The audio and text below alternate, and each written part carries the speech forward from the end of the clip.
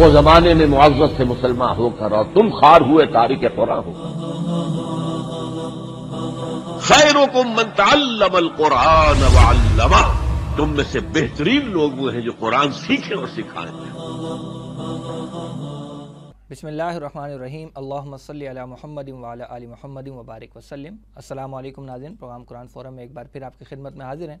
ناظرین، ہم جانتے ہیں کہ اسلام ایک مکمل ضابطہ حیات ہے، اور جیسا کہ گزشتہ پروگرام میں ہم نے یہ ذکر بھی کیا تھا کہ ہمارے دین میں جہاں مومنین کے باہمی تعلقات پر جامع ہدایات ملتی ہیں، وہیں کفار کے ساتھ تعلقات کے ضمن میں بھی ہم نے ہدایات کا مطالعہ کیا تھا. اس ضمن میں جو بنیادی گفتگو آئی تھی وہ کفار سے دوستی کی ممانعت کے حوالے سے وارد ہوئی تھی. آج کے اس پروگرام میں ہم خاص طور پر یہود و نصارہ سے دوستی کے حوالے سے دین اسلام کیا رہنمائی دیتا ہے اس پر گفتگو کریں گے. اور اس پروگرام میں جو یا ایھا الذین آمنوا کے سلسلے کی آیات ہم نے شامل کی ہیں وہ سورۃ المائدہ کی آیات 51، آیت 57 اور سورہ ممتحنہ کی آیت نمبر 13 ہیں. سورۃ المائدہ کی آیت نمبر 51 میں اللہ سبحانہ و تعالیٰ ارشاد فرماتے ہیں: اعوذ باللہ من الشیطان الرجیم، بسم اللہ الرحمن الرحیم. یا ایھا الذین آمنوا لا تتخذوا اليہود والنصارى اولیاء بعضهم اولیاء بعض ومن یتولہم منکم فإنہ منہم ان اللہ لا یہدی القوم الظالمین. صدق اللہ العظیم. اس آیت کا ترجمہ کچھ یوں ہے کہ اے اہل ایمان، یہود و نصاروں کو اپنا دلی دوست یعنی حمایتی اور پشت پناہ نہ بناؤ. وہ آپس میں ایک دوسرے کے دوست ہیں، اور تم میں سے جو کوئی ان سے دلی دوستی رکھے گا تو وہ انہی میں سے ہوگا. یقیناً اللہ ایسے ظالموں کو ہدایت نہیں دیا کرتا. نہیں، آئیے گفتگو کے سلسلے کو آگے بڑھاتے ہیں، اور گفتگو کے لیے حزب سابق ہمارے ساتھ موجود ہیں معروف دینی اسکالر و امیر تنظیم اسلامی محترم جناب شجاع الدین شیخ صاحب. آئیے ان سے گفتگو کرتے ہیں. السلام علیکم ورحمۃ اللہ وبرکاتہ. وعلیکم السلام ورحمۃ اللہ وبرکاتہ. شیخ صاحب مزاج اچھے ہیں آپ؟ الحمدللہ. آپ خیریت سے ہیں؟ جی اللہ کا کرم ہے. شیخ صاحب، گزشتہ پروگرام میں بھی ہم نے عمومی طور پر کفار سے دوستی کی ممانعت کے حوالے سے گفتگو کی تھی. آج جن آیات کا انتخاب کیا اس میں خاص طور پر یہود و نصارہ سے دوستی کی ممانعت آ رہی ہے. میرا پہلا سوال یہ ہے کہ جب کفار سے عمومی دوستی کی ایک ممانعت کر دی گئی تھی تو پھر اہل کتاب کو، یہود و نصارہ کو خاص طور پر علیحدہ سے کیوں مینشن کیا گیا؟ بسم اللہ الرحمن الرحیم. نحمدہ و نصلی علی رسولہ الکریم. اللہم صلی علی محمد وعلی آل محمد وبارک وسلم. جزاک اللہ خیر نعمان صاحب. پہلی بات تو یہ کہ اللہ تعالیٰ کے ہاں بنیادی طور پر دو ہی باتوں کی تقسیم کی گئی، کچھ اہل ایمان ہوں گے اور کچھ کافر ہوں گے. یہ ایک براڈر پرسپیکٹو میں بڑی تقسیم ہے.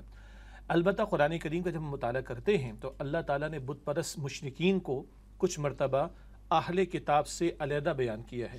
سورہ بینہ ہم پڑھتے ہیں آخری پارے میں، لم یکن الذین کفروا من اہل الکتاب والمشرکین.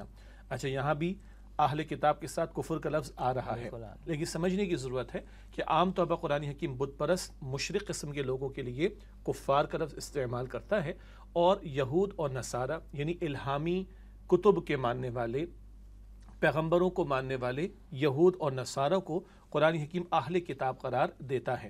گو کہ ان کے بھی کفر کا ذکر ہوتا ہے. مثال کے طور پر اگر یہودی ہے، نصرانی ہے، وہ اللہ کو مانے، موسیٰ علیہ السلام کو یہودی ماننے کا دعوے دار ہو، عیسیٰ علیہ السلام کو نصرانی ماننے کا دعوے دار ہو، لیکن نبی اکرم صلی اللہ علیہ وسلم پر ایمان نہ لائے تو وہ بھی کافر تو قرار پائے گا. لیکن قرآن حکیم نے عام کفار اور اہل کتاب یعنی یہود اور نصارہ میں فرق کیا ہے. اس کو ایک اور انداز سے بھی اگر سمجھا جائے تو بہرحال جو اللہ کو ماننے کے دعوے دار، جو رسولوں کو ماننے کے دعوے دار، پچھلی کتابوں کے ماننے والے، ان سے زیادہ توقع تھی، اگر ہم نزول قرآن حکیم کے دور کی بات کریں، زیادہ توقع تھی کہ وہ رسول اکرم صلی اللہ علیہ وسلم پر ایمان لے آئیں گے. لیکن ان میں سے بعض تو دشمن بن گئے، اور خاص طور پر یہود تو دشمن نمبر 1 قرار پائے. تو اس لیے بھی قرآن پاک نے ان کو علیحدہ قرار دیا کہ وہ پچھلی کتابوں، الہامی کتابوں، رسولوں کو ماننے والے تھے. تو اس لیے قرآن حکیم یہود و نصارہ کے لیے عموماً اہل کتاب کا ٹائٹل استعمال کرتا ہے. شیخ صاحب، آیت کے طرف آتے ہیں تو آیت مبارکہ میں ابتدا میں اللہ تعالیٰ فرماتے ہیں کہ یا ایھا الذین آمنوا لا تتخذوا اليہود والنصارى اولیاء. اے ایمان والو، یہود و نصارہ کو اولیاء نہ بناؤ. اب دوستی کی ایک ممانعت کر دی گئی. ہم نے گزشتہ نشست میں بھی یہ بات سمجھنے کی کوشش کی تھی کہ کس حد تک یہ ممانعت ہے. تو کیا یہاں پر بھی کفار ہی کی طرح کچھ درجات ہوں گے، یا یہاں پر ہر قسم کی دوستی سے اللہ نے منع کر دیا ہے؟ دیکھیے، دوستی، حسن سلوک، عدل کا معاملہ کرنا اور دلی تعلق قائم کرنا، ان میں فرق واقع ہوتا ہے. جو پچھلے پروگرام میں ہم نے بات کی تھی کہ ایک جو دلی تعلق والی بات ہے، دلی دوستی والی بات ہے، دلی ہمدردی والی بات ہے، حتیٰ کہ دل کی بات کہہ دینے والی بات ہے، حتیٰ کہ اپنے راز شیئر کر لینے والی بات ہے، یہ قلبی دوستی جو ہے مسلمان کی صرف مسلمان سے ہو سکتی ہے۔ اب اس سے کم پر آ جائیں، کوئی تجارتی معاملہ ہے، کوئی معاہدہ کرنے کی بات ہے، کوئی ایگریمنٹ کرنے کی بات ہے، کوئی کسی اہل کتاب میں سے کسی کو یا اور کفار میں سے ہم ضرورت مند پاتے ہیں، تکلیف میں پاتے ہیں، تو اس کی ضرورت کو پوری کر دینا ہے، اس کی تکلیف کو دور کرنے کی کوشش کرنا، اس کے تعاون کرنے کی بات ہے، تجارت کرنے کی بات ہے، یہ میدان کھلا ہوا ہے۔ یہ یہود و نصارہ کے ساتھ بھی ہوگا، دیگر کے ساتھ بھی ہو سکتا ہے۔ اچھا، ایک اور لائن بھی ہے، خواہ وہ عام کفار ہو یا اہل کتاب ہو، اگر مسلمانوں کے خلاف صف آرا ہو جائیں، مسلمانوں سے جنگ کریں، مسلمانوں کو ان کے گھروں سے نکالیں یا ان کے نکالے جانے پر کسی کی مدد کریں، تو پھر یہ کیٹیگری ڈیفرنٹ ہو جائے گی۔ اس سے کم تر پر یہود و نصارہ ہو، دیگر کفار ہو، تجارت کے معاملات، کوئی معاہدہ کیا جاتا ہے کہ جس میں ایک دوسرے کی خیر سگالی ہو جاتی ہے، کوئی فائدہ ہو جاتا ہے، تو اس میں کوئی حرج کی بات نہیں ہے۔ اس سے سلوک کا معاملہ، جیسے پچھلے پروگرام میں بھی ذکر کیا گیا تھا ایک پروگرام میں، کہ اگر جانوروں کے ساتھ اس سے سلوک کی تعلیم کی گئی ہے تو پھر انسان بہرحال انسان ہے، اشرف المخلوقات ہے، یہ سب اس کے ساتھ کیا جا سکتا ہے۔ البتہ وہ جو موالات والی بات ہے، وہ دلی تعلق والی بات ہے، قلبی دوستی والی بات ہے، وہ مسلمان کی صرف مسلمان سے ہو سکتی ہے۔ اور اگر ایسے یہود و نصارہ کسی کے رشتہ داروں میں ہوں تو ان کے ساتھ کیا رویہ اختیار کریں؟ کوئی حرج کی بات نہیں ہے۔ اگر کوئی مشرک رشتہ دار بھی ہے کسی کا، تو جو دنیاوی حسن سلوک کا معاملہ، حضرت اسما تشریف لائی تھی نا رضی اللہ تعالی عنہ، حضرت عائشہ رضی اللہ تعالی عنہ کی بہن، ابھی والدہ ایمان نہیں لائی تھی، اور اس کہتی ہیں یا رسول اللہ صلی اللہ علیہ وسلم، میری والدہ تو ابھی مشرکہ ہیں، تو میں کیا کروں؟ تو حضور نے فرمایا حسن سلوک کر سکتی ہو، حسن سلوک کی ممانعت نہیں ہے۔ قرآن حکیم جو اصول عطا فرماتا ہے، احادیث سے جو اصول ملتا ہے وہ کیا ہے؟ حدیث مبارک میں کہ لا طاعت لمخلوق فی معصیت الخالق، مخلوق کی ایسی بات نہیں مانی جائے گی جس سے خالق کی نافرمانی ہوتی ہو۔ اگر ایسے معاملات نہیں، تو جو دنیاوی عام معاملات ہوتے ہیں حسن سلوک کے، کسی کے کام آ جانے کے، اس میں کوئی حرج کی بات نہیں۔ صحیح۔ عاشق صاحب، قرآن مجید کی تو گزشتہ پروگرام میں بھی ہم نے کافی آیات لی تھیں، آج بھی انشاءاللہ ہم گفتگو کریں گے۔ ہمارا دین چونکہ صرف قرآن ہی پر بیس نہیں کرتا، نبی اکرم صلی اللہ علیہ وسلم کے فرامین بھی اس میں کلیدی حیثیت رکھتے ہیں، تو آپ صلی اللہ علیہ وسلم کی اس بارے میں کیا ہدایات ملتی ہیں؟ دیکھیے، اللہ کے نبی مکرم صلی اللہ علیہ وسلم ایک بہت کیٹیگوریکل انداز میں ہمیں سمجھا، الکفر ملت واحدہ، سارا جو کفر، یہ کفر کے ماننے والے ہیں وہ ملت واحد ہیں، یعنی اسلام کے مقابلے میں، اسلام کے ماننے والوں کے مقابلے میں یہ ایک ہو جاتے ہیں۔ تو فرق ہو جائے گا، یہ اہل کفر ہیں، یہ ملت کفر ہے، اور ہم ملت اسلام پر ہیں۔ اسی طرح ایک روایت سنن ترمذی میں ہے، نبی اکرم صلی اللہ علیہ وسلم نے ارشاد فرمایا کہ تم مومن کے سوا کسی کو اپنا دوست نہ بناؤ۔ یا دوست سے مراد وہی دلی دوستی والی بات ہے۔ اور اگلا جملہ بڑا قیمتی ہے اور دلچسپ بھی ہے کہ تمہارا کھانا بھی کھائے تو متقی کھائے، یعنی بندہ تلاش کرے کہ اہل تقوی، اللہ کے نیک بندے، ان کو اپنے ہاں دعوت پر بلائے۔ مراد کیا ہے؟ تاکہ ان کی دعائیں بھی وہ حاصل کر سکے، اور جب ان کے ساتھ اس سے سلوک کرے گا تو جو ثواب کے ساتھ اللہ کی محبت بھی پائے گا۔ تو حدیث مبارک میں ذکر بھی آئے کہ تمہاری دوستی تو ہونی چاہیے مومن سے، مومن کے سوا کسی کو دوست نہ بناؤ، اور تمہارے کھانے پر آئے تو کوئی وہ متقی ہونا چاہیے۔ اسی طرح ایک آیت تو قرآن پاک کی، لیکن حضور نے بھی اس کو استعمال فرمایا اپنے ارشادات میں صلی اللہ علیہ وسلم، انما المؤمنون اخوۃ، حدیث قرآن پاک میں ہے نا، سورہ حجرات میں، سارے اہل ایمان آپس میں بھائی بھائی ہیں۔ یہ اخوت والا رشتہ جس میں قلبی تعلق بھی شامل ہو جاتا ہے، یہ مسلمان کا مسلمان کے ساتھ ہو سکتا ہے۔ اسی طرح حضور نے فرمایا المسلم اخو المسلم، مسلمان مسلمان کا بھائی ہے۔ وہ جو اخوت والا پہلو ہے جس میں قلبی تعلق، میں بار بار اس کو ہائی لائٹ کر رہا ہوں، آ جاتا ہے، یہ حضور بھی فرما رہے ہیں کہ یہ معاملہ مسلمان کا مسلمان کے ساتھ ہونا چاہیے۔ اسی طرح مشہور حدیث ہے، حضور فرماتے ہیں کہ بندہ اسی کے ساتھ ہوگا جس سے اس کو محبت ہے۔ تو ہم دیکھیں کہ ہماری محبت ہے اللہ کے دشمنوں کے ساتھ تو نہیں، اللہ کے باغیوں کے ساتھ نہیں، تو بندہ جس سے محبت رکھے گا، اگر آج کے تناظر میں اور جس دور میں ہم جی رہے ہیں اس کو اگر ہم تھوڑا ایلیبریٹ کریں، آئیڈیلائز کس کو کر رہے ہیں، رول ماڈل کس کو سمجھ رہے ہیں، کن کے جیسا بننا چاہتے ہیں، تو حضور فرما رہے علیہ السلام بندہ جس سے محبت کرے گا اسی کے ساتھ ہوگا۔ اگر آج آئیڈیلائز کیا جا رہا ہے باغیوں کو، سرکشوں کو، اللہ کے نافرمانوں کو، آج اگر رول ماڈل سمجھا جا رہا ہے تو اللہ کے سرکشوں کو اور اللہ کے ساتھ بغاوت کرنے والوں کو، اللہ کے دشمنوں کو، اس کے دین کے دشمنوں کو، نافرمانوں کو، تو پھر جو ان کو آئیڈیلائز کر رہا ہے اس کا حشر بھی انہی کے ساتھ ہوگا۔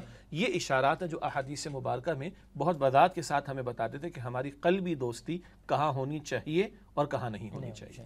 اس آیت مبارکہ میں آگے اللہ تعالیٰ ارشاد فرماتے ہیں کہ بعضهم اولیاء بعض، وہ آپس میں ایک دوسرے کے دوست ہیں۔ تو اس سے کیا مراد ہے، کیسی ان کی دوستی آپس میں؟ ہاں، بات یہود و نصارہ کی جا رہی ہے۔ پہلی بات تو یہ کہ ایسا نہیں کہ یہود و نصاروں کی بڑی آپس میں دوستیاں رہی ہوں، ماضی کے واقعات ہمارے سامنے ہیں کہ خود یہود و نصارہ کے درمیان بھی دشمنیاں رہی ہیں اور مار پٹائی کا، جنگ و جدل تک معاملہ گیا ہے۔ البتہ ایک پہلو کیا ہے کہ ایک جب بات آتی ہے اسلام کی اور مسلمانوں کی تو یہ سارے اکٹھے ہو جاتے ہیں. ان کے آپس کے بھی بغض اور عداوت کے مسائل ہیں، اختلافات بھی ہیں، بلکہ تفرقے بھی ہیں، بلکہ دل بھی پھٹے ہوئے ہیں، لیکن جب اسلام کی بات آتی ہے، مسلمانوں کی بات آتی ہے تو یہ ایک ہو جاتے ہیں. اسی لیے وہ حدیث مبارک پہلے پیش کی گئی کہ الکفر ملت واحدہ، سارا کفر اور کفر کے ماننے والے کیا ہیں؟ وہ ایک ملت ہے مسلمانوں کے مقابلے میں. تو آپس میں ان کی دوستیاں کبھی مفادات کے تحت ہو سکتی ہیں، کبھی دنیاوی مفادات کے تحت ہو سکتی ہیں. البتہ جب اسلام دشمنی کی بات آتی ہے تو تم ایک دوسرے کو، ان کو یعنی یہود و نصارہ کو دیکھو گے کہ باہم آپس میں بالکل مضبوط اور جڑے ہوئے ہیں. یعنی یہ بات ہمیں سمجھ نہیں آ رہی. وہ اپنے اندرونی اختلافات اور بغض اور عداوت اور ماضی کی دشمنیوں کے باوجود اسلام دشمنی، مسلمانوں کی دشمنی میں اکٹھے ہو جاتے ہیں. کبھی 50 ملکوں سے زیادہ کا الائنس لے کر امریکہ اترتا ہے افغانستان میں، کبھی گلف وار ہوتی ہے تو 30 سے زیادہ ممالک کا الائنس بن جاتا ہے مسلمانوں کے خلاف. حالانکہ دل آپس میں پھٹے ہوئے ہیں، نفرتیں بھی، عداوتیں بھی، ماضی کی تاریخ بھی ان لوگوں کی آپس میں ایک دوسرے کی مخالفتوں پر گواہ ہے، لیکن اسلام دشمنی کے اندر وہ مسلمانوں کے مقابلے میں اکٹھے ہو جاتے ہیں. شیخ صاحب، یہ جو بعضهم اولیاء و بعض والی بات ہے، یہ قرآن مجید کی بعض آیات اس کے مخالف بھی ہمیں نظر آتی ہیں. مثلا سورہ مائدہ ہی میں یہ بھی فرمایا کہ القینا بینہم العداوہ، ہم نے ان کے درمیان دشمنی ڈال دی ہے. پھر سورہ بقرہ میں ہم دیکھتے ہیں تو وہاں تو ذکر ملتا ہے کہ قالت الیہود لیست النصارى علی شیء وقالت النصارى لیست الیہود علی شیء. تو یہ تو ایک دوسرے پر طعن و تشنیع کرنے والے، ایک دوسرے پر الزام لگانے والے اور دشمنیاں رکھنے والے، ان کے بارے میں قرآن یہاں کہہ رہا ہے کہ بعضهم اولیاء و بعض. تو یہ کوئی تضاد والی بات ہے یا کیا کیفیت ہے؟ ہاں، بہت اہم سوال اور تھوڑا حساس نقطہ بھی ہے. یعنی جیسے آپ کی گفتگو میں سوال میں بات آئی اور ناظرین کو توجہ بھی رکھنی چاہیے اس پر کہ کیا کبھی کبھی کچھ آیات ایک دوسرے کے مخالف نظر آ رہی ہوتی ہیں خدا نخواستہ، یا کبھی کبھی کیا کچھ آیت قرآنی کے اندر ہمیں تضاد نظر آتا ہے خدا نخواستہ؟ تو اس کا جواب ہے کہ تضاد ہوتا نہیں ہے، ہماری کم علمی ہوتی ہے یا ہمارے فہم کی کمی ہوتی ہے، یا بعض پہلو تفسیر کے اعتبار سے، تشریح کے اعتبار سے ہمارے علم میں نہیں ہوتے، یا عین ممکن ہے کہ کبھی انسانیت کا علم ابھی اس سطح تک نہ پہنچا ہو کہ فلاں نقطہ بالکل واضح ہو کر سامنے آ جائے. یہ کئی باتیں میں نے عرض کر دیں، علم کا کم ہونا، فہم کا کم ہونا، یا کچھ معلومات کا ہمارے سامنے نہ ہونا، یا بحیثیت مجبوری کچھ معاملات کا پیش نہ آنا. اس وجہ سے کبھی کبھی لگتا ہے کہ بظاہر آیات میں کنٹرڈکشن یا تضاد یا مخالف ایک دوسرے کے نظر آ رہی ہیں. اس کا ایک جواب کیا ہے؟ ایک جواب جو قرآن پاک کہہ رہے کہ وہ ایک دوسرے کے دوست ہیں، اور قرآن پاک یہ بھی کہہ رہے کہ آپس میں ان میں ہم نے اللہ تعالیٰ فرمانا قیامت کے لیے بغض اور عداوت کو رکھ دیا. ایک جواب کا حصہ آدھا پہلے آ چکا، آپس میں بغض اور عناد و دشمنی ہے، مسلمانوں کا معاملہ آ جائے تو اکٹھے ہو جائیں گے. ایک بات. اور دوسری بات جو ہمارے استاد بانی تنظیم اسلامی ڈاکٹر اسرار صاحب رحمۃ اللہ علیہ نے بھی وضاحت کی، جو دل کو لگتی ہے، وہ یہ ہے کہ ہاں پچھلی صدیوں میں دیکھیں تو ان کی دشمنیاں بہت واضح ہیں، ان کی آپس کی جنگیں بہت واضح ہیں وغیرہ وغیرہ. لیکن جب ہم 20ویں صدی جو گزر چکی، پچھلی 20ویں صدی کا آغاز دیکھتے ہیں تو ہم دیکھتے ہیں کہ ایک پہلو عجیب سا ہمارے سامنے آتا ہے. یہ یہود اور نصارہ باہم شیر و شکر بھی ہو گئے. بالفور ڈکلیریشن ہم نے ہسٹری میں کبھی پڑھا، 1918 کی بات ہے، اور نصارہ کی آشیرواد ملنا شروع ہو گئی یہود کو. اسی کے بعد وہ رئیسی سلطنت عثمانیہ بھی ختم ہوئی، اور پھر 1947 میں اگر پاکستان قائم ہوا تو 1948 میں اسرائیل بھی قائم ہو گیا. اور اسرائیل کو آشیرواد ملی ہے کس کی؟ امریکہ کی اور برطانیہ کی، یعنی مسیحیت کے ماننے والوں کی پش پناہی مل گئی یہود کو، تو اسرائیل کی اسٹیٹ قائم ہو چکی ہے. یہ وہ اس دور میں قرآن حکیم کی پیشن گوئی، ہمارے استاد ڈاکٹر اسرار صاحب فرماتے تھے یہ قرآن پاک کی پیشن گوئی بھی تھی کہ آپس میں باہم شیر و شکر تمہیں نظر آئیں گے. وہ پہلو اپنی جگہ اسلام دشمنی میں ایک ہو جاتے تھے، لیکن آج تو معاملہ یہ ہو گیا کہ عیسائی یہود کی پش پناہی کر رہے ہیں. یہ الگ بات ہے کہ وہ جو اقبال نے کہا تھا کہ فرنگ کے رگے جہاں پنجے یہود میں، مگر یہ بات تسلیم شدہ ہے کہ آج عیسائیت جو ہے وہ آشیرواد بھی دے رہی ہے، عیسائیت کے ماننے والے، اور عیسائی دنیا جو ہے وہ یہود کی پش پناہی بھی کر رہی ہے. اور آگے چل کر کیا ہوا؟ یہ یہود تھے معاذ اللہ کہ جنہوں نے عیسیٰ علیہ السلام کے خلاف سازشیں بھی کی تھیں، اور جنہوں نے معاذ اللہ عیسیٰ علیہ السلام کو سوری دینے کی پوری کوشش کروائی تھی. وہ تو اللہ تعالیٰ نے آسمانوں پر بلند فرما لیا. 20ویں صدی کے اواخر کے اندر جو پوپ جان پال تھا، اس نے آ کر تو یہود کا یہ جرم بھی معاف کر دیا کہ نہیں، یہود نے ایسی کوئی حرکت نہیں کی، یہود کا معاملہ بالکل صاف ہے. تو یہ آپ کہہ سکتے ہیں کہ وہ بالفور ڈکلیریشن سے شروع کرے، اور ان کا بڑا پادری پوپ جان پال جو ہے آ کر یہ کہے کہ یہود اس جرم میں شریک نہیں تھے کہ جو کروسیفائی ہو گئے معاذ اللہ عیسیٰ علیہ السلام. اگر آپ پچھلی 20ویں صدی عیسوی کو دیکھیں تو یہ وہ کچھ شواہد چند ایک ہیں جن کو دیکھ کر لگتا ہے کہ ہاں اس کی طرح قرآن کریم نے اشارہ کیا تھا، اور یہ مبرہن ہو کر بات سامنے آئی کہ کوئی ایک اسٹیج آئے گی جب یہ بالکل باہم شیر و شکر ہو جائیں گے اور ان کی ایک دوسرے کے ساتھ دوستیاں ہو جائیں گی۔ اچھا، اس میں ایک پہلو یہ بھی ہو سکتا ہے کہ جب یہ آیات نازل ہو رہی تھیں کہ ان کو دوست نہ بناؤ، تو اس وقت ان کی آپس کی دشمنیاں ایمان والوں کے سامنے تو تھیں کہ یہ آپس میں ایک دوسرے پر الزام لگاتے ہیں، تو مسلمانوں کو یہ رہنمائی کر دی گئی کہ ابھی تو تمہیں نظر آ رہا ہے کہ یہ ایک دوسرے کے دشمن ہیں، تو وہ جو دشمن کا دشمن دوست ہوتا ہے اس پالیسی کو اختیار کرتے ہوئے کہیں تم ان میں سے کسی کو دوست مت بنا بیٹھنا، کیونکہ آگے چل کر یہ آپس میں تمہارے خلاف ایک ہو جانے والے ہیں۔ تو یہ پہلو بھی ہے، یہ پہلو بھی، اور اگلا نقطہ ہے کہ اللہ کا علم علم کامل ہے، اور قرآن حکیم قیامت تک رہنمائی فرمائے گا، اسی لیے خیر اسی میں کہ ہم اللہ کی بات پر ایمان رکھ کر طرز عمل اختیار کریں، چاہے ابھی ہمارا علم کم ہو، فہم کم ہو، یا کوئی واقعہ سامنے رونما نہ ہوئے ہوں اور بات بظاہر مکمل طور پر واضح نہیں آ رہی، لیکن خیر اسی میں کہ جو آ گیا مستند ہے ان کا فرمایا، اور رب کا فرمایا وہ مستند ہے، اسی کے مطابق بندہ مومن اپنے معاملات کو طے کرے۔ شیخ صاحب آگے فرمایا اللہ تعالیٰ نے کہ وَمَن يَتَوَلَّهُم مِّنكُمْ فَإِنَّهُ مِنْهُمْ، کہ جو کوئی تم میں سے ان سے دلی دوستی کرے گا تو اس کا تعلق انہی سے ہوگا۔ تو یہ انہی میں ہو جانے کا کیا یہ مطلب لیا جائے گا کہ وہ ملت اسلامیہ سے خارج ہو گیا، غیر مسلم ہو گیا، کافر ہو گیا؟ اس میں تھوڑی سی وضاحت ہے۔ مثلا یہ جو آیات ہیں جن میں سے ایک کا ہم ابھی مطالعہ کر رہے ہیں، اس کے تعلق سے مفسرین نے یہ بھی لکھا کہ یہ عبداللہ بن ابی کے بارے میں نازل ہو۔ عبداللہ بن ابی کون تھا؟ منافقین کا سردار تھا، اور اس نے بڑی پینگیں بڑھا کر رکھی ہوئی تھیں، یعنی بڑے تعلقات قائم کر رکھے تھے یہود سے، بڑا دوستانہ بھی تھا اور بڑا دلی تعلق بھی تھا، اور حد یہ ہے کہ نبی مکرم صلی اللہ علیہ وسلم کی دشمنی میں آ کر معاذ اللہ، اس کو حسد کیا ہوا تھا، ہمارے ناظرین کی بات یقیناً ہوگی کہ جب نبی مکرم علیہ السلام ہجرت فرما کر یثرب جو کہ مدینہ النبی بنا صلی اللہ علیہ وسلم، مدینہ شریف تشریف لائے ہیں، تو اس سے پہلے اس کی سرداری پر اتفاق ہو گیا تھا اور اس کی تاج پوشی ہونے لگی تھی کہ حضور علیہ السلام بے تاج بادشاہ بن کر تشریف لے آئے، اور آپ پر اتفاق ہوا، یہود نے بھی معاہدے کیے پھر آپ سے، اس کو وہ حسد لاحق ہو گیا، اور یہ پہلے دن سے نبی اکرم علیہ السلام سے دشمنی پر اتر آیا۔ اس دشمنی اور حسد کا نتیجہ یہ تھا کہ یہود کو برحق سمجھتا تھا۔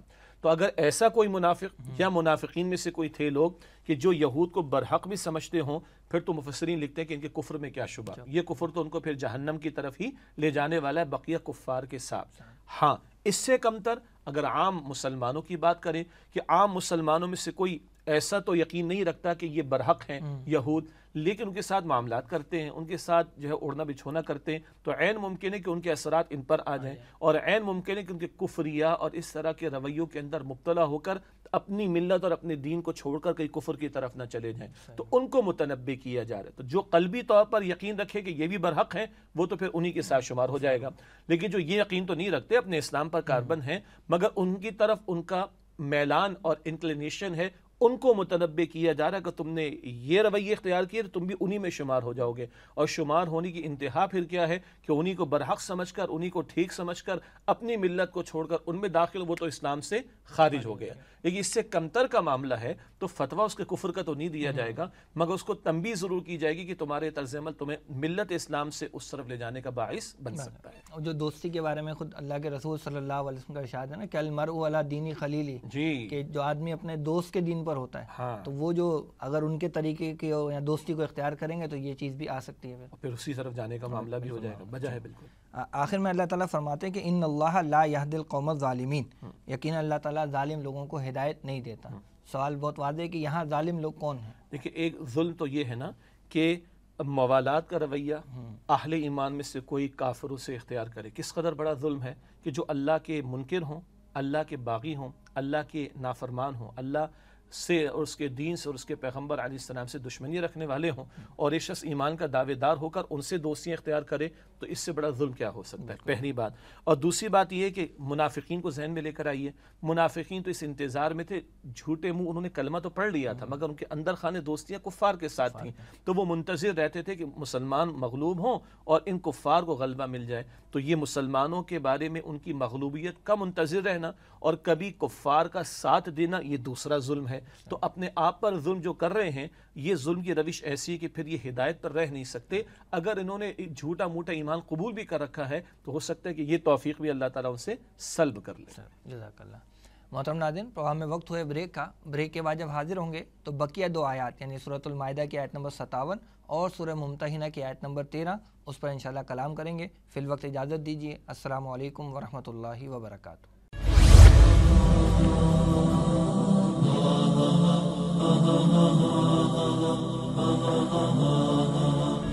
وہ زمانے میں معزز تھے مسلمان ہو کر اور تم خوار ہوئے تارک قرآن ہو۔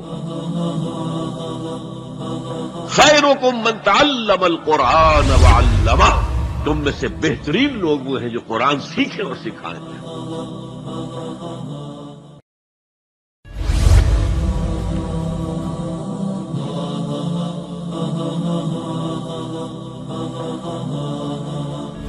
وہ زمانے میں معزز تھے مسلمان ہو کر اور تم خوار ہوئے تارک قرآن ہو۔ خیرکم من تعلم القرآن وعلمہ، تم میں سے بہترین لوگ وہ ہیں جو قرآن سیکھیں اور سکھائیں۔ السلام علیکم ورحمۃ اللہ وبرکاتہ۔ محترم ناظرین، پروگرام قرآن فورم میں ایک بار پھر آپ کو خوش آمدید کہتے ہیں۔ ناظرین، آج کے پروگرام میں ہم گفتگو کر رہے ہیں یہود و نصارہ سے دوستی اور تعلقات کے حوالے سے ہمارا دین ہمیں کیا رہنمائی دیتا ہے۔ اس حوالے سے ہم نے اپنے پروگرام میں 3 آیات کا انتخاب کیا ہے، یا ایھا الذین آمنوا کے سلسلے کی۔ ایک آیت کا مطالعہ ہم کر چکے ہیں، سورۃ المائدہ کی آیت نمبر 51، سورۃ المائدہ کی آیت نمبر 57 اور سورہ ممتحنہ کی آیت نمبر 13 کا مطالعہ ہم مزید کریں گے، اس پر گفتگو کریں گے۔ اگلا جو مقام ہے وہ سورۃ المائدہ کی آیت نمبر 57 ہے۔ اس آیت میں اللہ سبحانہ و تعالیٰ ارشاد فرماتے ہیں، اعوذ باللہ من الشیطان الرجیم، بسم اللہ الرحمن الرحیم، یا ایھا الذین آمنوا لا تتخذوا الذین اتخذوا دینکم ھزوا ولعبا من الذین اوتوا الکتاب من قبلکم والکفار اولیاء واتقوا اللہ ان کنتم مؤمنین، صدق اللہ العظیم۔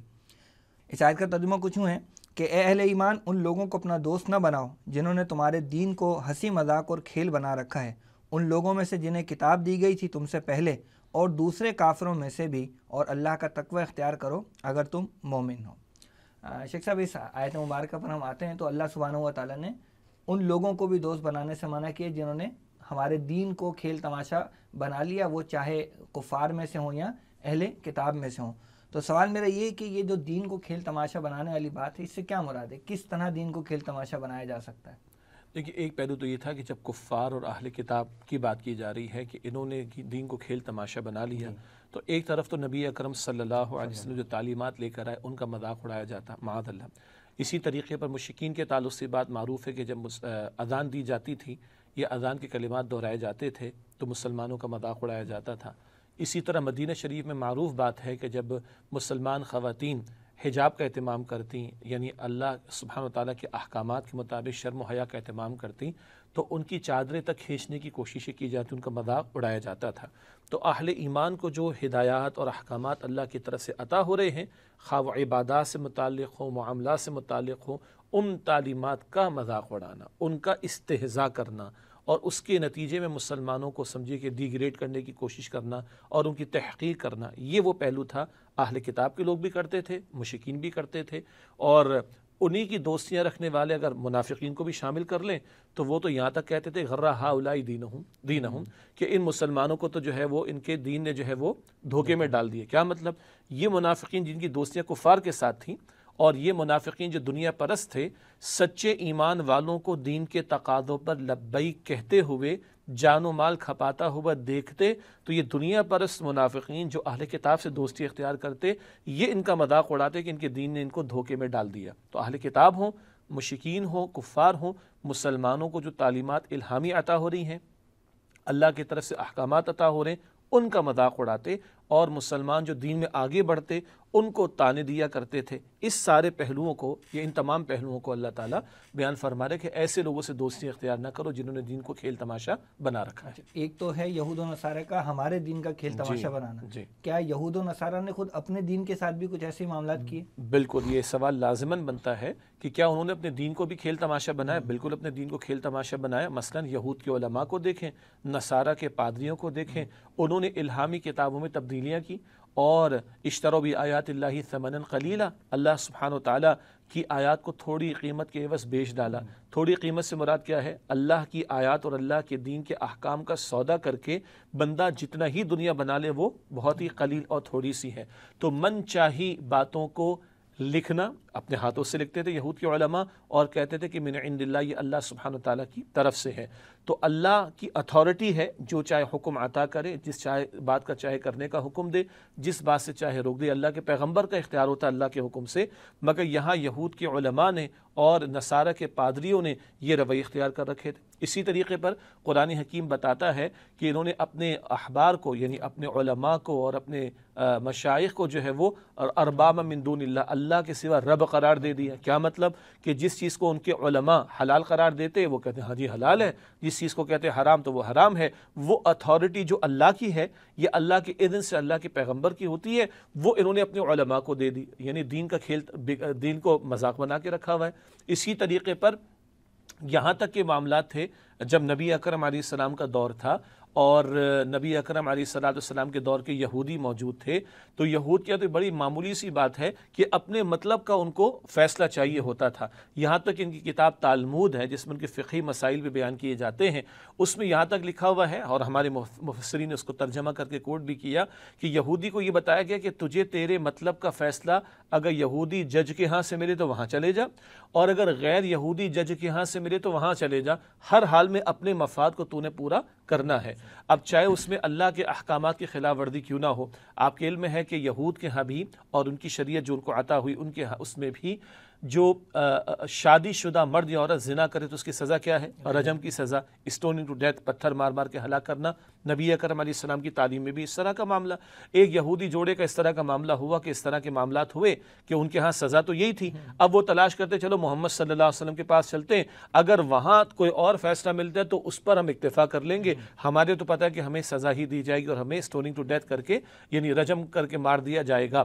تو یہ ہے اللہ کے احکامات کے ساتھ کھلواڑ کا معاملہ، اور یوں کہیے کہ جو ایک بڑا مشہور بڑا تلخ شعر ہے اس کا ایک حصہ کہ خود بدلتے نہیں قرآن کو بدل دیتے ہیں، ہوئے کس درجے فقیہان حرم بے توفیق۔ یعنی یہ تو بات آج کے لوگوں پر اپلائی ہوگی، کچھ علماء سو کی ہم بات کریں گے، مگر یہ شعر پورا صادق آتا ہے اس بات پر جو ابھی میں نے آپ کے سامنے ذکر کرنے کی کوشش کی۔ یہی کیفیت نصارہ کی اپنے عقائد کے اعتبار سے بھی ہے، اعمال کے اعتبار سے بھی۔ ہاں معاذ اللہ، آپ دیکھیں نا، بالکل بجا آپ نے فرمایا، اس طرف اشارہ ضروری ہے کہ ایسے عقیدے کہ اللہ تعالیٰ نے اپنے بیٹے کو سولی دے دی، استغفر اللہ معاذ اللہ۔ پہلے تو اتنی بڑی جسارت کہ اللہ کا بیٹا قرار دینا، ارے بیٹے کی اولاد کی ضرورت مخلوق کو ہے جو مخلوق محتاج ہے، اللہ خالق ہے، لم یلد ولم یولد اس کی شان ہے، ولم یکن لہ کفوا احد اس کی شان ہے، اس سے پہلے اللہ الصمد اس کی شان ہے، اس کو تو اولاد کی حاجت نہیں ہے۔ ایک تو یہ جسارت کرنا کہ اللہ کی اولاد قرار دینا، اس سے آگے بڑھ کر یعنی ان کی مت ماری گئی تھی، کہتے ہیں کہ اللہ نے اپنے بیٹے کو سولی دے دی، ہی لوڈ ہز سن سو مچ کہ اسے سولی دے دی، استغفر اللہ۔ اور تمہارا کام کیا ہے؟ تمہارا کام یہ کہ تم کسی پادری کے سامنے جا کر کنفیس کر لو، ہاں میں شرابی ہوں، میں کبابی ہوں، میں جواری ہوں، میں یہ ہوں، میں وہ ہوں، بس تم یہ کنفیس کر لو اور یہ عقیدہ رکھ لو کہ ہاں اللہ نے معاذ اللہ ثم معاذ اللہ اپنے بیٹے کو سولی دے کر تمہارے سارے معاف کر دیے۔ یہ کوئی عقل میں آنے والی بات ہے کہ اللہ اپنے محبوب کو سولی دے دے؟ استغفر اللہ معاذ اللہ۔ اور جرم تم کرو، حرام خوریاں تم کرو، اللہ کے احکامات کی خلاف ورزی تم کرو اور بھگتے اللہ کا بیٹا، انا للہ و انا الیہ راجعون۔ یعنی عقل میں بھی نہ آنے والی یہ بات، مگر یہ مسیحیت کے ماننے والے عقائد لے کر بیٹھے ہوئے۔ یہ وہ کھلواڑ ہے اللہ کے احکام کے ساتھ، دین کے عطا کردہ، اللہ کی تعلیم کے عطا کردہ عقائد کے ساتھ اور شریعت کے تعلیمات کے ساتھ، جو یہود نے بھی حرکتیں کی، نصارہ نے بھی۔ تسلیس کا بھی پہلو ہے اس طریقے سے، رہبانیت کے حوالے سے چیزیں۔ جی وہ سورہ حدید کے آخر میں رہبانیت کا ذکر آتا ہے کہ یہ کیا بھائی آدمی شادی کرے، بیوی بچوں کو پالے، اللہ اللہ کرے، چھوڑو بھائی بیوی بچوں کو، چھوڑو شادی بیاہ کے معاملات کو، جنگل بیابانوں میں نکل جاؤ، تنہائی کی زندگی اختیار کرو۔ نتیجے کیا نکلے کہ ان کا تصور ہے مسیحیت کے ماننے والوں میں کہ جو پادری ہے وہ شادی نہیں کر سکتا اور جو شادی شدہ وہ پادری نہیں بن سکتا۔ اس کا نتیجہ کیا نکلا؟ ہمارے مفسرین نے نکل کے ان کی کتابوں میں یعنی انسائکلوپیڈیاز کے اندر موجود ہے کہ بدترین بدکاریاں شروع ہوئیں اور پیدا ہونے والے ناجائز بچوں کو ہلاک کیا گیا ان کے تہخانے چرچوں کے بھرے ہوئے چیز سے، یعنی غیر فطری راستہ اختیار کیا کہ نکاح نہیں کریں گے اور اس کو دینداری سمجھ رہے ہیں۔ تسلیس کا آپ نے کہا، خدا، جبرائیل اور عیسیٰ یہ تین مل کر ایک خدا ہیں اور تینوں اپنی اپنی جگہ خدا ہیں۔ انا للہ، نہ سمجھ میں آنے والا عقیدہ، بھونڈ عقیدہ اور انتہائی جسارت پر مبنی عقیدہ، یہ وہ کھلواڑ ہے جو یہود نے، نصارہ نے، ان کے علماء نے، ان کے مشائخ نے کیا ہے۔ اللہ کی کتاب میں تحریف، عقائد کے اندر بگاڑ پیدا کرنا اور من چاہی باتوں کو دین کے طور پر اختیار کرنا، یہ ان کی حرکتیں تھیں۔ شیخ صاحب، یہ تو یہود کا نصارہ کا تذکرہ ہو گیا، کیا مسلمانوں میں بھی کچھ ایسا ہوتا ہے کہ وہ بھی اپنے دین کو کھیل تماشا بنا لیتے ہیں؟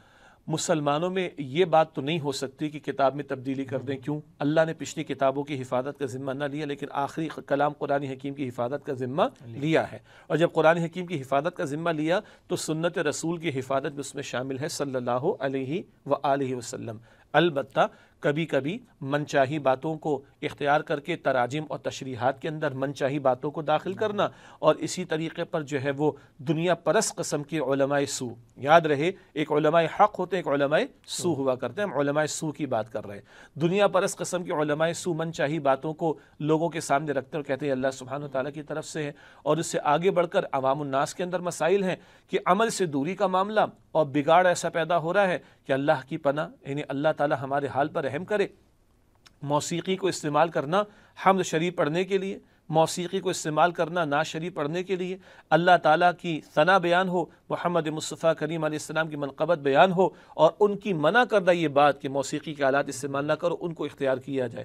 ہمارے حال یہ ہو چکا ہے، اللہ اپنے حفظ زمان میں رکھے. کبھی نبی مکرم علیہ السلام کا ذکر خیر کرنے کا موقع بالکل کرنا چاہیے، پورا سال کرنا چاہیے، ماہ ربیع الاول میں بھی کریں، کوئی حرج نہیں، مگر چوری کی بجلی استعمال کر کے اور اس طرح کی آواز استعمال کرنا کہ بیماروں کو تکلیف ہو، رات کو سونے والوں کو تکلیف ہو، یہ کوئی اور بھی کرے تو غلط ہے، اور یہ اس نام سے کیا جائے تو بھی غلط ہے. عورتیں بے پردہ آ کر بیٹھیں، حد یہ کہ چوراہے پر ایک لڑکی کو لا کر بٹھا کر، بے پردہ لا کے بٹھا کر، اب وہ کیا اس کو عنوانات دیے کہ وہ بیان بھی نہیں کر سکتا، اور یہ سب ہو رہا ہے اس نام سے کہ حضور کا ذکر خیر ہو رہا ہے صلی اللہ علیہ وآلہ وسلم. یعنی اس طرح کی باتیں تو اللہ تعالیٰ کے غضب کو دعوت دینے والی باتیں ہیں. پھر من چاہی باتوں کو دین کے طور پر اختیار کرنا، جس کو اللہ کے رسول علیہ السلام نے بدعت قرار دیا ہے. ایسے اعمال کے جس کا ثبوت کتاب و سنت میں نہ ملے، جو بہترین ادوار اس امت کے ہیں، صحابہ کا دور، تابعین کا دور، تبع تابعین کا دور، وہاں اس کی اصل ہمیں نہ مل سکے، اور ہم بلا وجہ نئی نئی باتوں کو دین کے طور پر اختیار کرنے کی کوشش کریں جن کی کوئی حاجت نہ ہو. ایسی بدعات جو اس امت نے اختیار کی ہیں، ظاہری بات ہے کہ وہ بھی دین کے ساتھ کھلواڑ کرنے کے مترادف ہے، دین کے ساتھ مذاق کرنے کے مترادف ہے.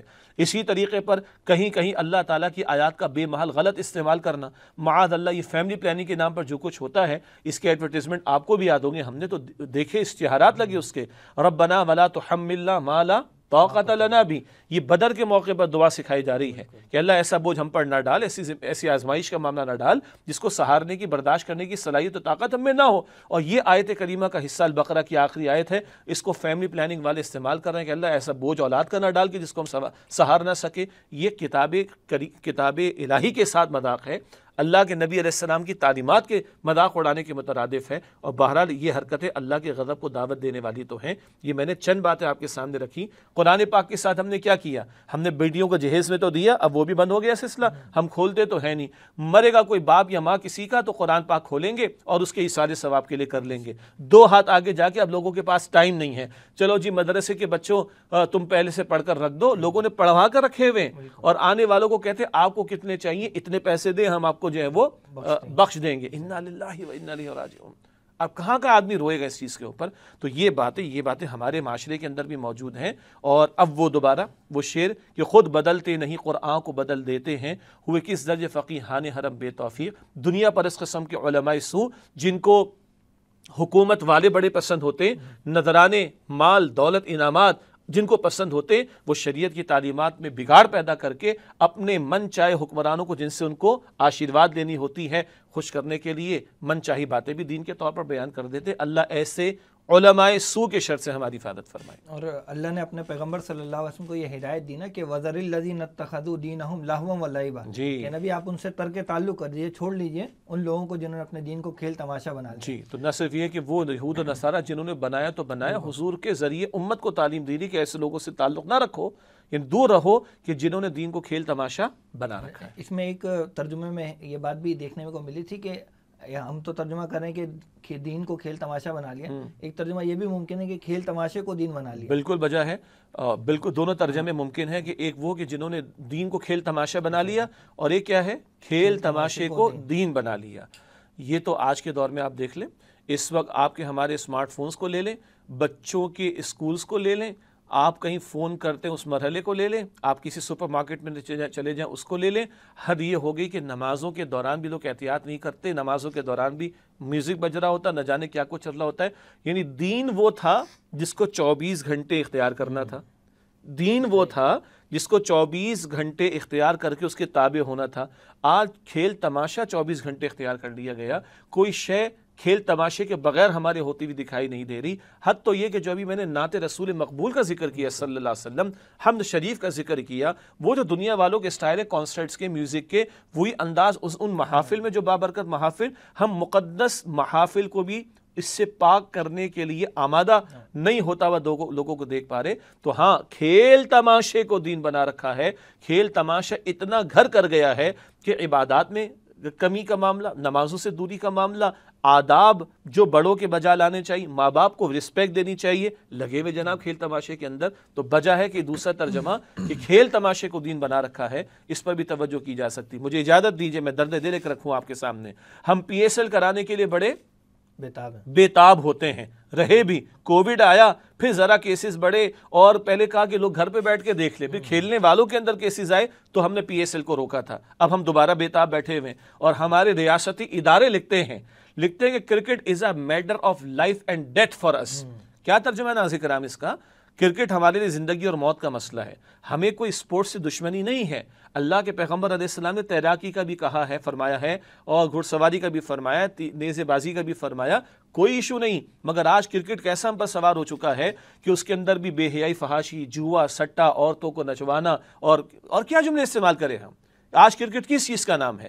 کم سے کم 2-4 وہ کرکٹر جن کو اللہ تعالیٰ نے دین کی توفیق عطا فرما دی، اسے بھی جا کر پوچھ لیں کہ بھائی یہ کیا، اس کا تو ہم نام لینا گوارا نہیں کر سکتے، اور اس کے پیچھے ہم لگے ہوئے کہ اس کو ہم نے زندگی موت کا مسئلہ قرار دے دیا.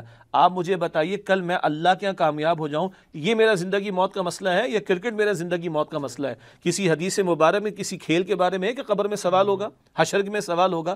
ہم نے کیا اس کو سر پہ سوار کر رکھا ہے؟ تو خدا را اس پہ توجہ کریں کہ کہیں ہم نے بھی کھیل تماشے کوئی دین تو نہیں بنا لیا. یہ دوسرا نے جو ترجمہ کیا اس کے مطابق تھوڑی سی وضاحت ہو گئی. شیخ صاحب، آیت کے آخر میں اللہ تعالیٰ فرما رہے ہیں کہ واتقوا اللہ ان کنتم مومنین، اللہ کا تقوی اختیار کرو اگر مومن ہو. تو یہاں تقوی کا کیا تقاضا ہوگا؟ ایمان والے کی محبت اللہ سے ہوتی ہے سب سے بڑھ کر. قرآن پاک بتاتا ہے سورہ البقرہ کی آیت نمبر 165 میں، والذین آمنوا اشد حبا للہ، اور جو لوگ ایمان لائے ان کی شدید ترین محبت کس کے لیے ہوتی ہے؟ اللہ کے لیے. اب ایک بندہ مومن اللہ کو ماننے کا دعوے دار ہے، اللہ سے محبت کرنے کا دعوے دار ہے، اللہ کے پیغمبر علیہ السلام کو ماننے کا دعوے دار ہے، اللہ کے پیغمبر علیہ السلام سے محبت کا دعوے دار ہے.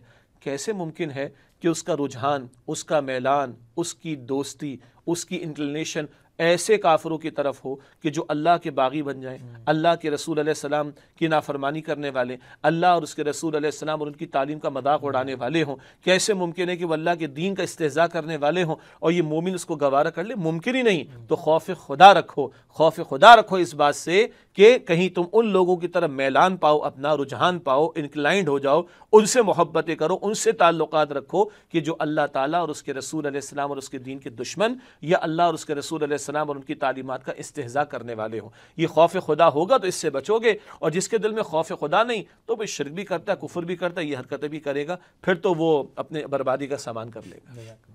ناظرین، آج کے پروگرام کی آخری جو آیت وہ ہے سورۃ الممتحنہ کی آیت نمبر 13. اس آیت میں اللہ سبحانہ و تعالیٰ ارشاد فرماتے ہیں، اعوذ باللہ من الشیطان الرجیم، بسم اللہ الرحمن الرحیم، یا ایھا الذین آمنوا لا تتولوا قوما غضب اللہ علیہم قد یئسوا من الآخرۃ کما یئس الکفار من اصحاب القبور، صدق اللہ العظیم.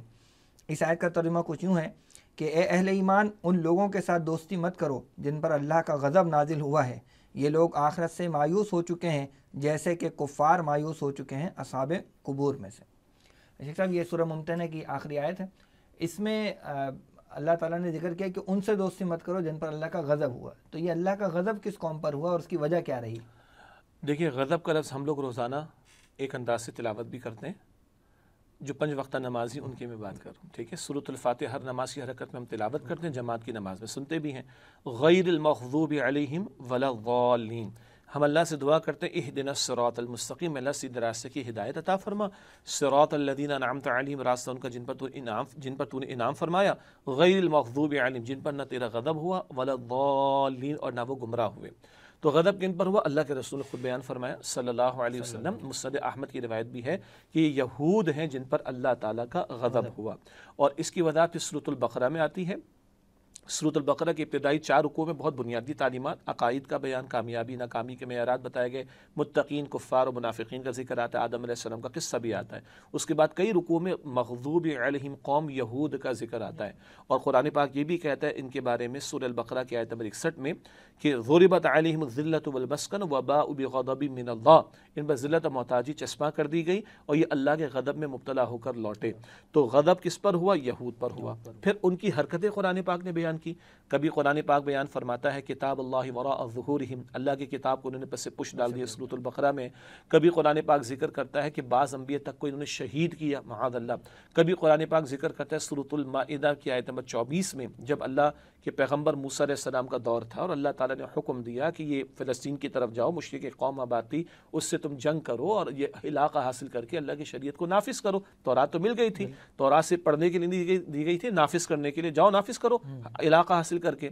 تو انہوں نے صاف کورا جواب دیا فَاذْهَبْ أَنْتَ وَرَبُّكَ فَقَاتِلَا إِنَّا هَاهُنَا قَاعِدُونَ، موسیٰ آپ جائیے، آپ کا رب جا کے قتال کیجیے، ہم تو یہیں بیٹھ رہیں گے۔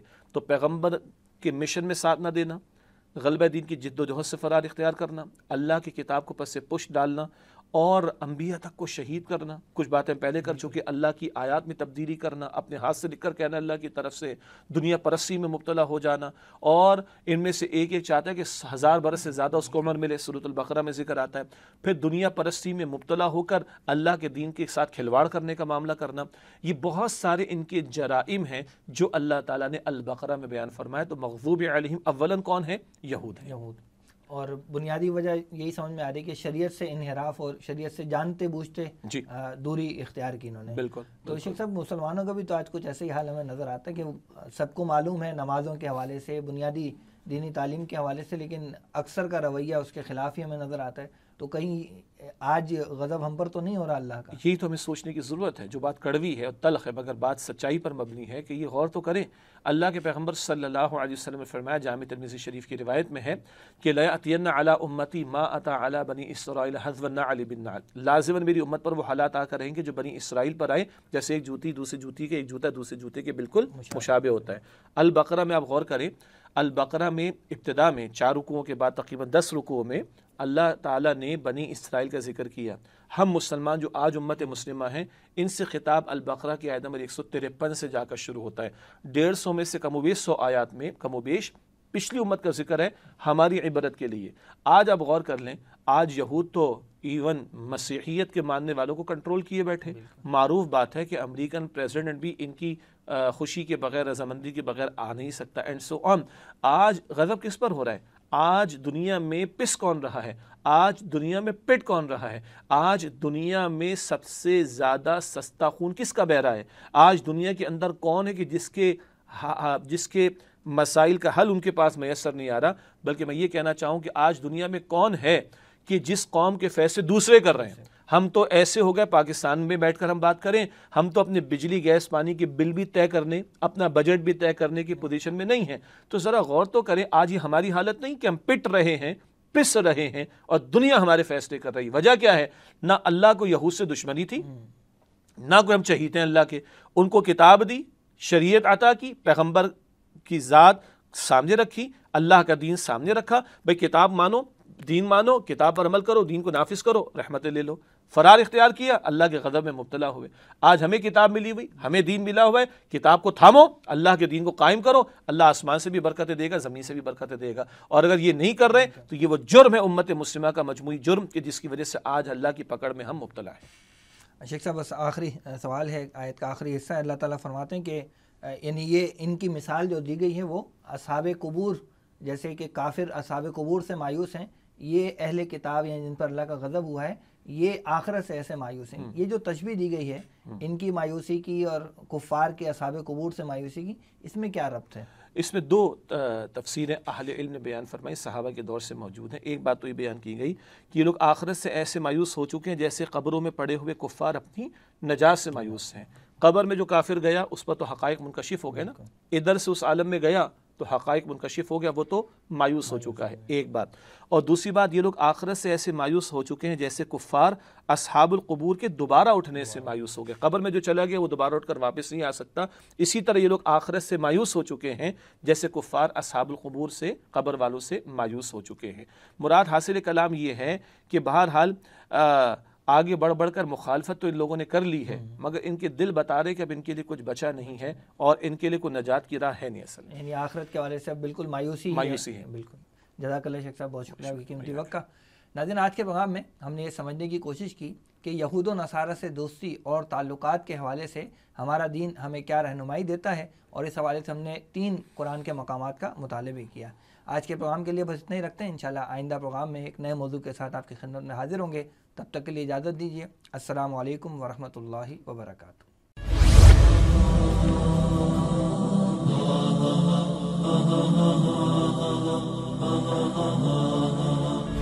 وہ زمانے میں معزز سے مسلمان ہو کر اور تم خار ہوئے تارک قرآن ہو۔ خیرکم من تعلم القرآن وعلمہ، تم میں سے بہترین لوگ وہ ہیں جو قرآن سیکھیں اور سکھائیں۔